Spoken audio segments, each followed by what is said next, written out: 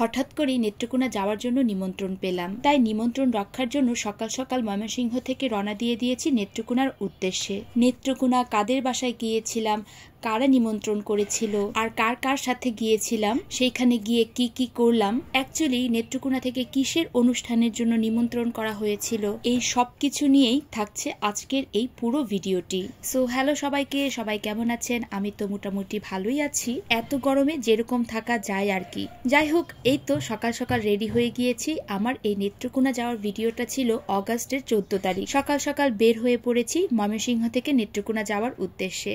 আমার সাথে গিয়েছিল আমার ত্রিধা আর শ্রেষ্ঠা। সৃজারও যাওয়ার ভীষণ ইচ্ছা ছিল, কিন্তু সৃজার পাপা না করায় আর সৃজাকে নিয়ে যাওয়ার আমি সাহস কুলাতে পারিনি। তবে যেখানে যাচ্ছি সেখানে সৃজাকে সবাই অনেক মিস করবে, কারণ সেখানে সৃজার কিছু বান্ধবীও আছে। আর আমি দুই বাচ্চাকে নিয়ে যাচ্ছি আমার কাকাতো ভাই রাজার সাথে। রাজা ময়মনসিংহের থানার ঘাট এসে দাঁড়িয়েছিল, তার সাথেই আমরা নেত্রকোনা যাওয়ার জন্য রিকশায় উঠে পড়েছি। সৃজার পাপা সকাল সকাল রিকশা করে দিয়েছে, তারপর থানার ঘাট নেমে রাজার সাথে আমরা ব্রিজে চলে যাব, ময়মনসিংহের ব্রিজে। আর রিকশার মধ্যে রাজা বলছিল, মিষ্টি দি তুমি ভিডিও বানাবে না, চলো একটা ব্লগ করে ফেলো আমার সাথে। তো কি আর করা, রিকশার মধ্যেই ক্যামেরাটা মোবাইলটা বের করেছি আর ভিডিও বানানো শুরু করলাম। সকাল সকাল ময়মনসিংহের ওয়েদারটা ভালোই ছিল, একটু ঠান্ডা ঠান্ডা ছিল, খুব একটা রোদ ছিল না। কিন্তু ব্রিজে যেতে যেতেই পড়লো এক মহা জ্যাম। ব্রিজের কাছাকাছি যখনই যাই তখনই জ্যাম থাকে। আর ময়মনসিংহের ব্রিজের সামনে দাঁড়িয়ে নেত্রকোনার বাসের জন্য অপেক্ষা করছিলাম। তবে ময়মনসিংহের ব্রিজে যাওয়ার সাথে সাথে এত রোদ, মানে রোদের তাপে দাঁড়ানো যাচ্ছে না রাস্তাঘাটে। তাই বাসের জন্য অপেক্ষা না করে আমরা একটা সিএনজি ভাড়া করে ফেলেছি, কারণ শম্ভুগঞ্জের ব্রিজে গিয়ে আমাদের সাথে আমাদের পরিবারের লোকেরাও উঠবে। আর বাইরে তো দেখতেই পাচ্ছেন প্রচুর রোদ, মানে রোদের তাপে দাঁড়ানো যাচ্ছে না এমন একটা অবস্থা। সিএনজিতে যে বসে আছি সেইটার ভেতরেও রোদ চলে আসছে, এমন গরম ছিল সেই দিন। যতই গরম হোক আর যতই ঠান্ডা হোক, বের হয়েছি যখন বাসা থেকে তখন তো নেত্রকোনা যেতেই হবে।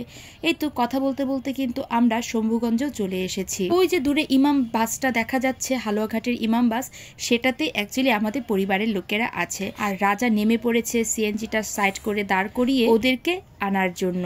ওই যে ব্যাগপত্র নিয়ে আমাদের পরিবারের লোকেরা চলে আসছে। দেখুন তো চিনতে পারেন কিনা, যারা আমার নিয়মিত ভিডিও দেখো তারা তো অবশ্যই চিনবে।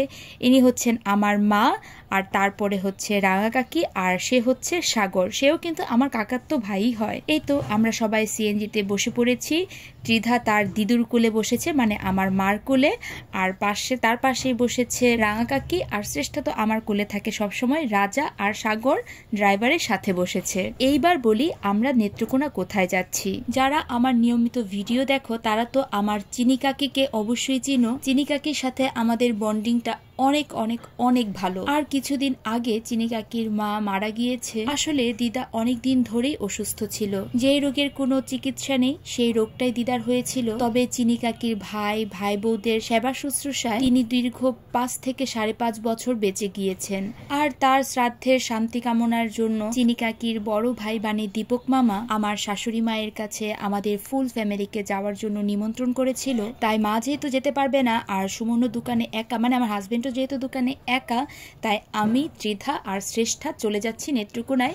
যেহেতু রাজা যাবে ময়মনসিংহ থেকে, তার সাথে শম্ভুগঞ্জ থেকে আমার মা আর রাঙা কাকি ওরাও আসবে, তাই আমার জন্য বাচ্চাদেরকে নিয়ে যাওয়াটা অনেকটাই ইজি হয়ে গিয়েছে। এই তো কথা বলতে বলতে কিন্তু আমরা নেত্রকোনা শহরে পৌঁছেও গিয়েছি। নেত্রকোনা শহরটা অনেক সুন্দর, একদম নিরিবিলি। তবে নেত্রকোনা যে আমি চিনি কাকিদের বাসায় গিয়েছিলাম তার ব্লগটা আমি পরবর্তী ভিডিওতে শেয়ার করব, তা না হলে এই ভিডিওটা অনেক বড় হয়ে যাবে। তো নেত্রকোনা চিনি কাকিদের বাবার বাসায় গিয়ে দিদার শ্রাদ্ধে যে আমরা উপস্থিত হয়েছিলাম, তার শ্রাদ্ধের কাজ কিভাবে সম্পন্ন করা হলো, সেখানে গিয়ে আমরা আরো কি কি করলাম, তা সবকিছু দেখার জন্য পরবর্তী ভিডিওতে আমন্ত্রণ রইল। তো আজকের ভিডিওটা এই পর্যন্তই, সবাই ভালো থাকবেন। So tata.